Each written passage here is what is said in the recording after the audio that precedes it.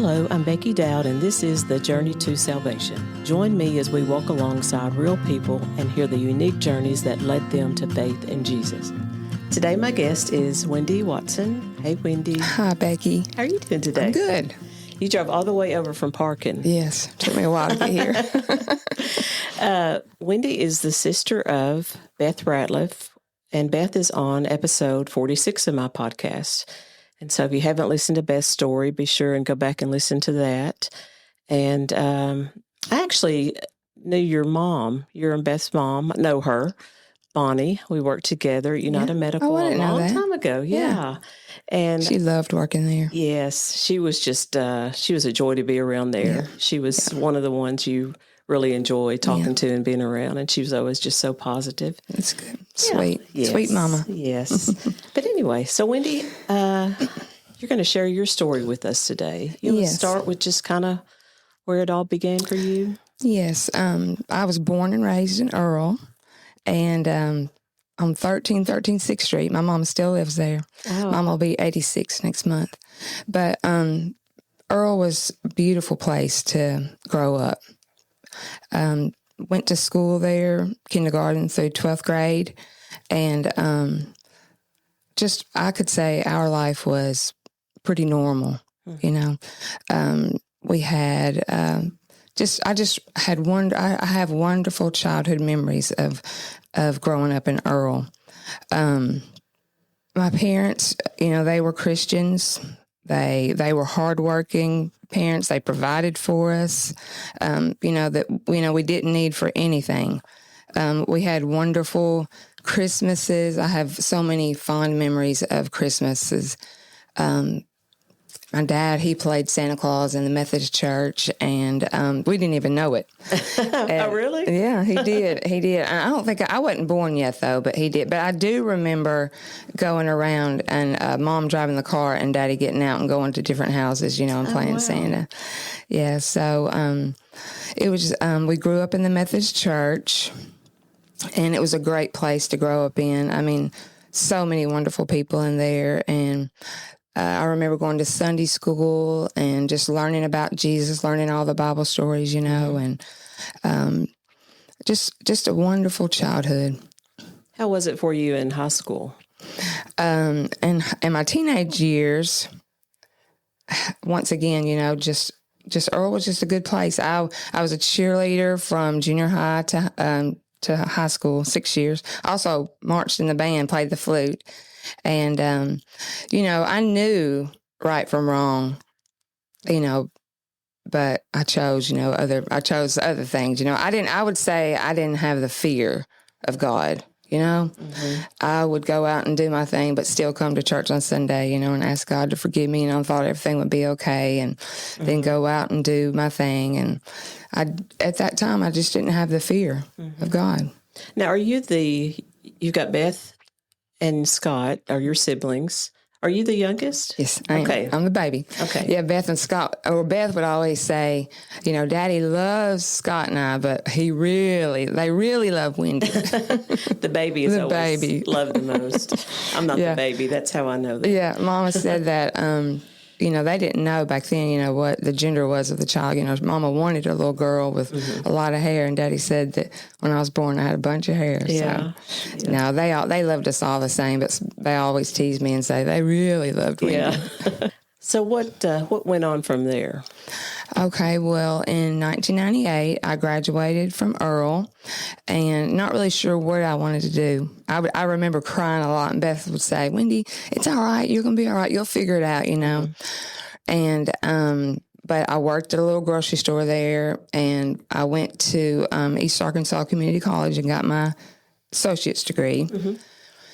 And we have a lot of teachers in our family, so that's just where I thought I needed to go, that path. And so after my 2 years at EACC, I went on to Arkansas State University. I didn't live there. I drove back and forth. But I finished my degree at A-State and my teaching degree there. My very first job, I taught in West Memphis for 12 years. And during that time, in 1997, I married Jerry. And in 1998, our son Wes was born. And then in 1999, our marriage ended. And also in 1999, I met this guy named Mike Watson. And he was actually working at the grocery store behind my parents' house. And I was walking in Earl. I was strolling west, and I was walking in Earl, and this guy pulled up beside me, and he's like, "Do you know Mike Watson?" And I was like, "I've heard of him." And he's like, "Well, he's recently divorced, and I think that y'all would just make a great, couple." And he's like, I'm going to share. Do you mind if I share your number with him? Blah blah blah. And I was like, "Well, sure." And so the rest is kind of history.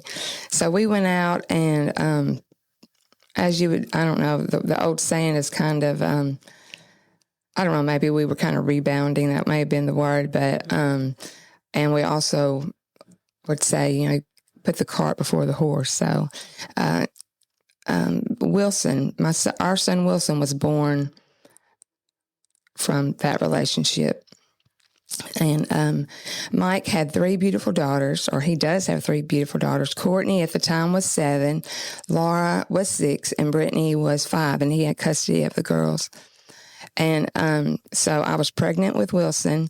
And of course, Beth, she had it all figured out. She was like, come on to win, I'll find y'all a house, and of course Mike wanted to get married, and it was just all happening so fast, of course the wrong order. And I just said, I can't get married right now. Mike wanted to get married, but I was like, I've got to just find myself and figure things out. And so I knew in my heart right then that I didn't love Mike the way Mike needed to be loved. And so I just asked him if he would just leave me alone, let me figure it out.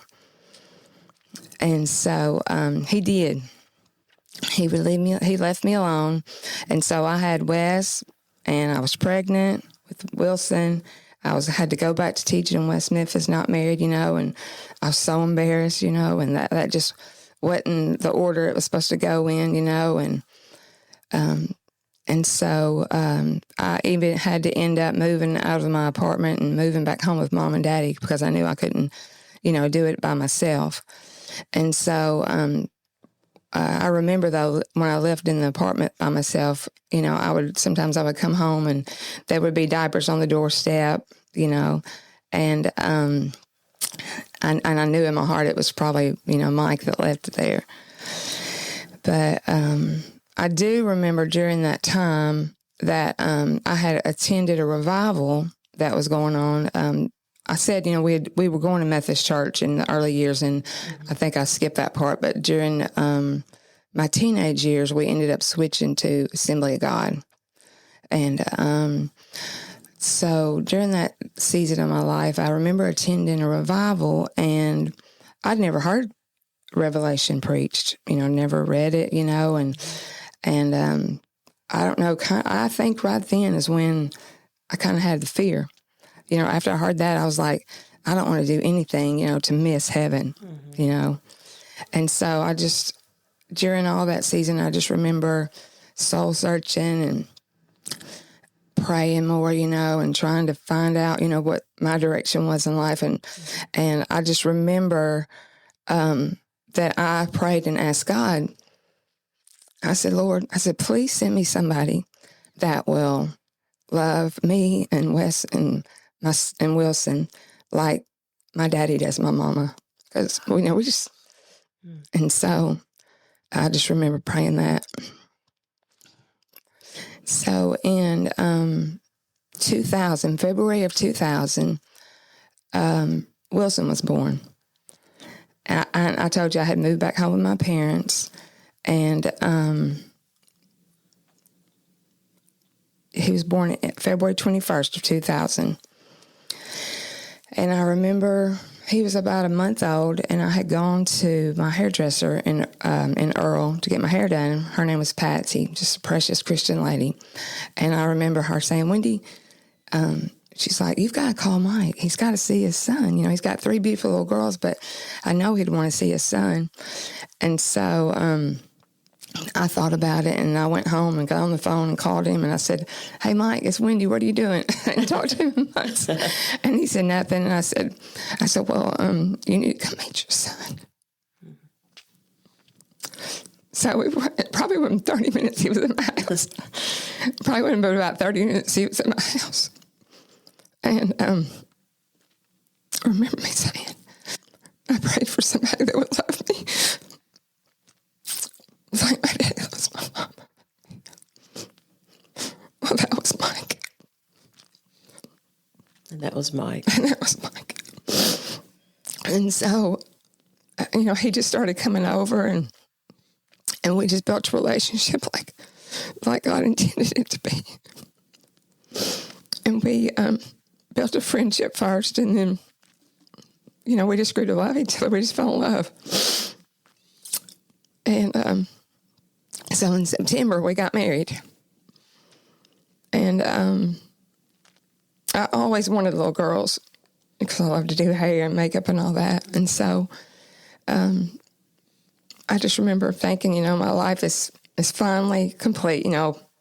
We had Wes and Wilson and Courtney and Lauren Brittany. And, I remember doing their hair, and they were just so happy. And, we'd go shopping, and poor Mike, he tried to do his best. I remember when I moved in over there, the poor girls didn't even have bedspreads that matched. So I'm like, oh, we got to fix this. And so I just remember, fixing up their bedroom, and, and it was good times. How old were they when you got married to Mike? So when we married, Courtney was 7, and Courtney was 7, Laura was 6, and Brittany was 5.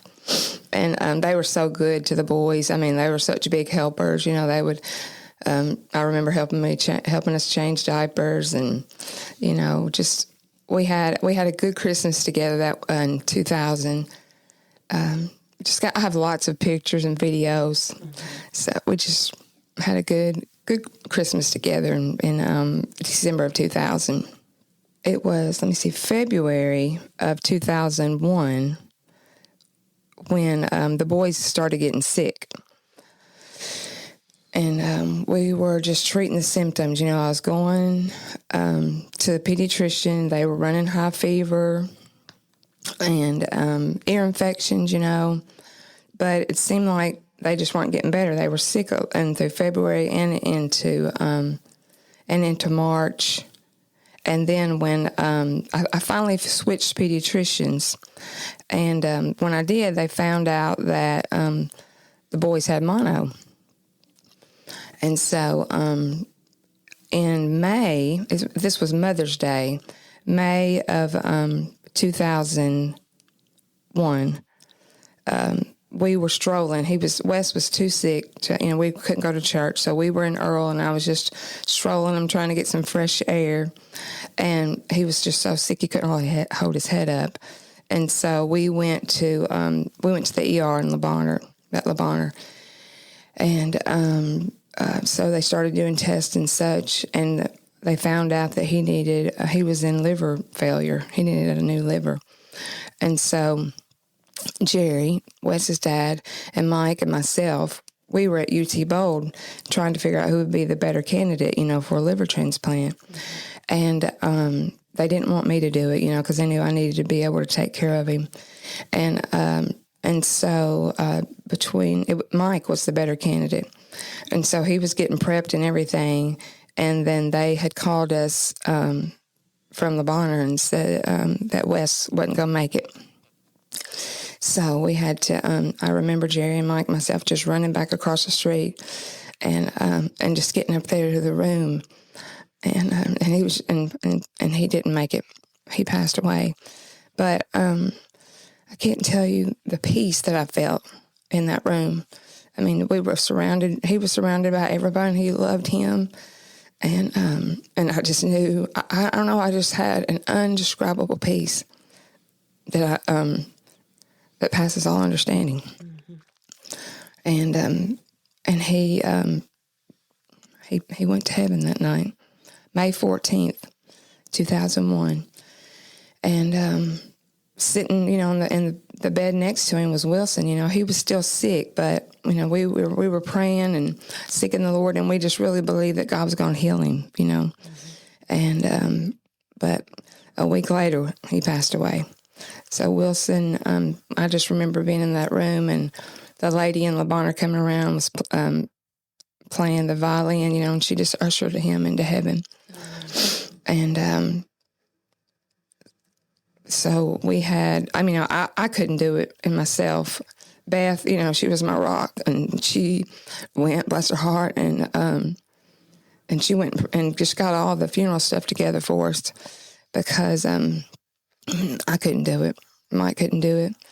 It all just played out so quickly. And we buried Wes on a Sunday. And then after we buried him, we went to my parents, had dinner and everything. And we had to go back to La Bonheur. And we stayed, at La Bonheur that night. And then on Monday, Wilson passed away. And we buried him on that Wednesday. So I remember being, when they were in the hospital, I just remember being at Wynn Baptist, and we were in the conference room. I was there for a meeting or Bible study or something, but I just remember hearing about them being in the hospital, and, just us praying for them, which I know that through Beth at Wynn Baptist, I know that our whole church was praying for them, as well as many other churches, I'm sure. Yeah. There was, a lot of people of faith had a hard time, They didn't understand, why all this was happening. And I just remember leaving the hospital with 2 empty car seats. And then having to go back home and explain it to Courtney and Lauren why Jesus didn't heal him. And at the time, I didn't know. Because I'd say, why me, Lord? And, but anyway, I remember at the time I loved Phillips, Craig, and Dean, and I loved the song that they sang called "A Place Called Grace," and I knew that my boys were in heaven, so that gave me such a peace, knowing that I didn't have to worry about where they were going because they were there. But I also remember praying the anchor holds. And, God has truly been our anchor through all this, because it was some really tough times. I remember I couldn't help Mike, and he couldn't comfort me. And I would just call Mama.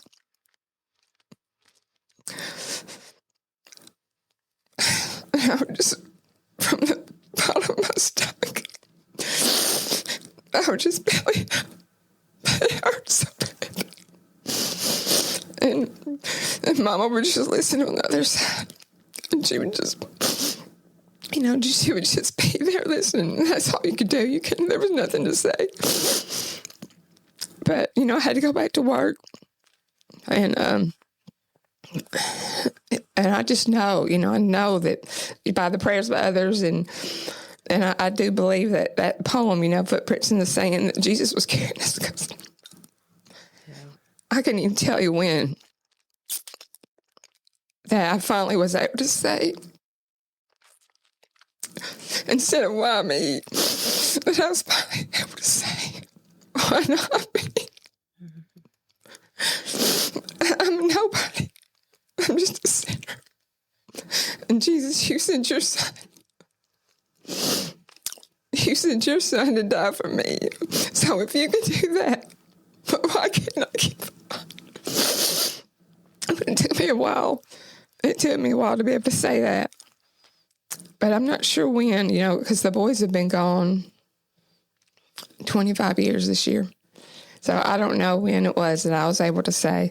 But sometime along the way, looking back, I know he carried us through all of it, but I was finally able to say, why not me, Lord? Well, in 2000, I believe it was about 2000. Okay, the boys died in 2001. So around 2002 or 2003, I'm not sure what year, Mike and I were at a young marriage retreat and at Village Creek. And the girls were in one cabin and the guys were in another. And my youth pastor's wife at that time had asked me if I'd ever heard about, because, I wanted to have more children, but the boys passed away with a rare gene. I don't think I told you about this. And they had sent Wes's body off for an autopsy, and when it came back, they found out there was only 60 cases in the world at that time that I carried a rare gene when passed on to boys. And then they had mono. It was fatal unless they had a bone marrow transplant, but we didn't know what was going on. Right. So, they just said I shouldn't use my own eggs if I was going to have other children. 50% chance a girl would be a carrier of it still. So my youth pastor's wife at that time had asked me if I'd ever heard of egg donor, and I was like, no. And so she's the one that kind of birthed it into me, and I kind of started researching it, and I thought, this might work, But I was talking to Mike, and he was like, I don't know if I want to do this, So I had to do some praying to get him on board.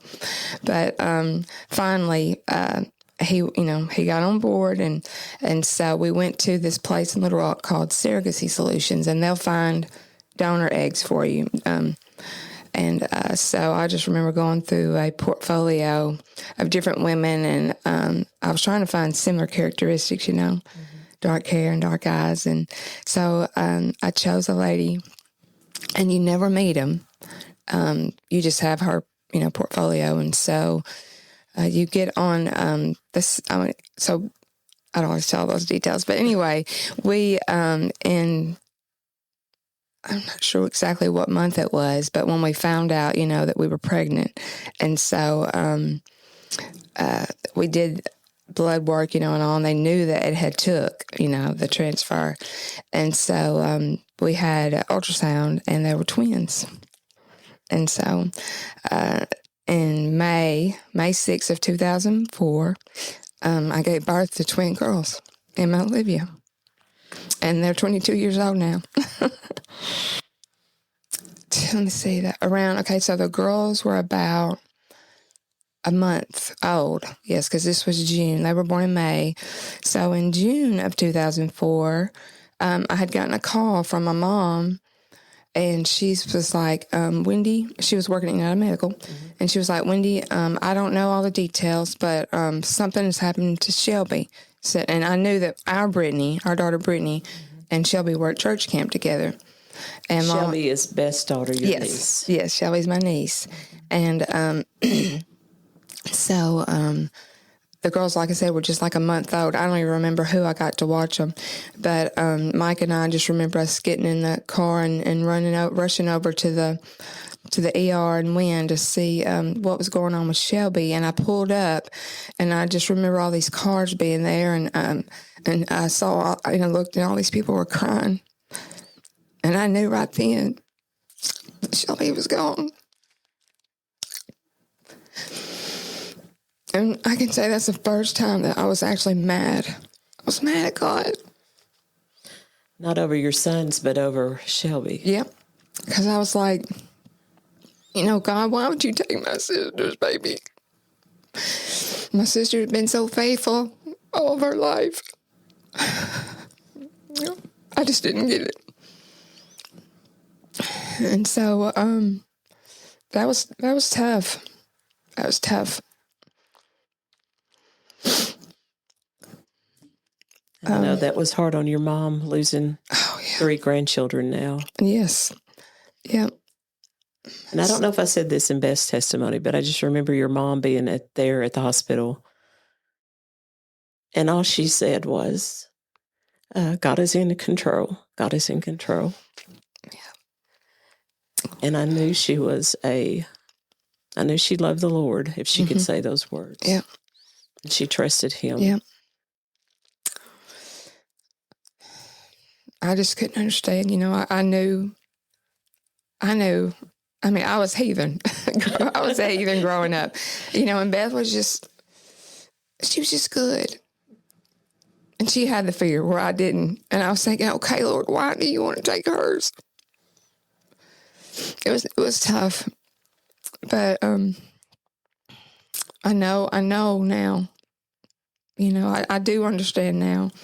Like I said, Wes and Wilson, they've been gone. They're in heaven they've been gone 25 years this year. And but God knew, I believe in my heart, that God knew that Beth and myself could handle it. I mean, we didn't know, but God knew that we could handle. It took us a long time, but through all this, I've been able to share my testimony with a lot of people, and people watch you. Mm-hmm. They watch to see how your life, react. To see how you're going to react. And I think one reason that y'all were able to get through that is because you did have trust Him and believed the Lord. Yes, that was the only way. Yeah, that was the only way. And like I said, I knew that I don't want to mess up. I mean, I'm going to mess up every day. I do daily, but I don't want to miss heaven. Mm-hmm. I know where Wes and Wilson and Shelby and my daddy are, and I don't want to miss heaven. Yeah. So I want to be a light to others, and I want others to see that God restores your joy. Yeah. Because we live in a world that's children are gonna die, bad things are gonna happen. Yes. How do we get to the other side of that? There's only one way, and that's I love the 3 circles, and it's just, and I've been able to share that too. It's just because of sin. Sin entered the world, and because of sin, bad things are going to happen to good people. Yeah. Bad things are going to happen to people that aren't doing right, and until Jesus comes back, things are going to happen. But if we stay grounded, keep faith, and stay in the Word, and guard our hearts, we know that the prize is in the end. Mm-hmm. So, like I was saying, I was even able to share my testimony in school. I taught 4th grade my last 16 years in Wynn, and I had a picture wall, and we always shared pictures of our family, and so I'd say, this is Wes, and this is Wilson, and they're in heaven, and they died, and so they'd start asking questions, and sometimes I'd cry, and sometimes I wouldn't, and some days, some kids weren't having a very good day, and I'd say, there's days I don't want to get up, but God help me, and you can do it, and so I would just share my testimony with them. And because a lot of people that you talk to have never been through anything like you've been through, and so it really puts their problems, issues in perspective. Yeah, I mean, like I said, growing up, everything was just normal. We never experienced any kind of tragedy, and so, well, let's say fast forward, and I was telling you, I taught in West Memphis, and then my last 16 years were in Wynn, and I retired in 2023. So I did my 28 years of teaching, and now I'm working with Mike. He has a lawn care business, my husband. So we. Now you're really working. Really working. That's right. But everybody's grown now. Courtney, our oldest daughter, she's married to Tyler, and we have 3 granddaughters from them. Avely, she's in the 6th grade. Ella Mae is in the 5th grade, and then Sailor Kate, she's 3. She's at Wee School, and then our second to the oldest, Laura, she teaches school here in Wynn, and she's married to Cody, and they have Noah, who is in the 4th grade, and Nate, who just started kindergarten. Oh, wow. And then Brittany, the 3rd daughter, she lives in California, and she's not married. I just remember her at a young age saying, when I grow up, Miss Wendy, I'm going to be at the beach. So she did. Oh, wow. So she lives in California and works there. And then our twins, Emma, she works at Art Care, and she's a pharmacy tech. And then Olivia, she is in ASU finishing up her degree and she wants to be a therapist, psychologist, something like that. Oh, wow. And she's actually engaged to be married in May to Logan. So we got another wedding. Yes. So. Well, Wendy, I know that, like I said before, when you're witnessing to someone or sharing your story with someone, I think it really helps that it does put whatever they're going through in perspective, because probably what you experience losing not just one child, but two children, is a parent's worst nightmare. Yes. The worst thing they feel like that could happen. And that happened to you.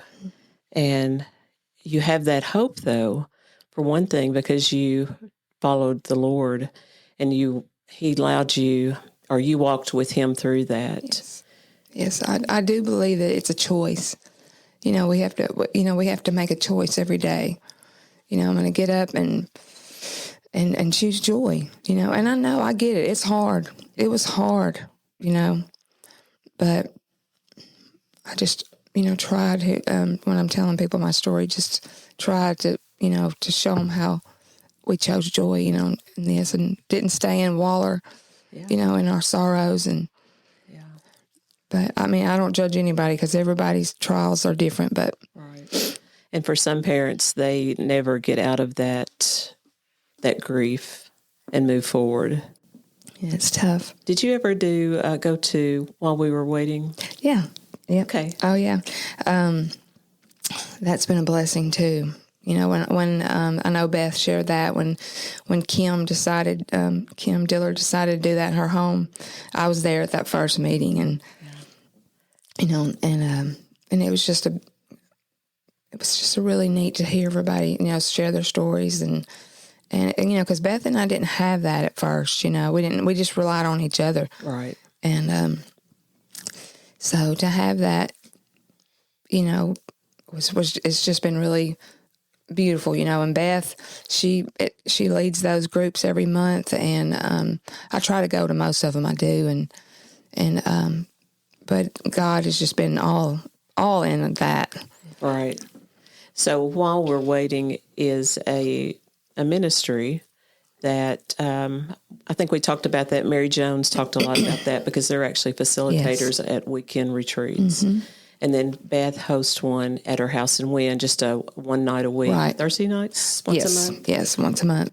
We have a lot of people in our community that have lost children. Yeah, people are just grieve in silence, and just to know that there's an avenue out there that you can go and, and we don't always, it's not a sad time. You don't have to share your story. You can just sit there and we can just love on you. Yes. It's just, we just fellowship, and Beth has, she'll read a devotion and we eat and just love on each other. And we just, if you feel led to share, if you want to share about your child, you can. And if you don't want to, you don't have to. Right. Because that is one way through that grief is experiencing that with other people that are going through it or have gone through it. Right. Yeah. Well, Wendy, thank you for sharing your story today. Yes. Do you have a favorite Bible verse? Yes, I do. I have a couple. Okay. Philippians 4:13 says, "I can do all things through Christ who gives me strength." And that's one of my favorites because I couldn't do it. I couldn't get out of bed every day without Jesus. Mm-hmm. And I just praise Him. My husband gave me this one to share, Isaiah 41:10. It says, "So do not fear, for I am with you. Do not be dismayed, for I am your God. I will strengthen you and help you. I will uphold you with my righteous right hand." Matthew 11:28 says, "Come to me, all of you who are weary and heavy burdened, and I will give you rest." Galatians 6:9 says, "Let us not become weary in doing good, for at the proper time we will reap a harvest if we do not give up." And my last one is Psalms 73:26, which says, "My flesh and my heart may fail, but God is the strength of my heart and my portion forever." And I just give Him praise. And one of my favorite praise worship songs right now is the goodness of God.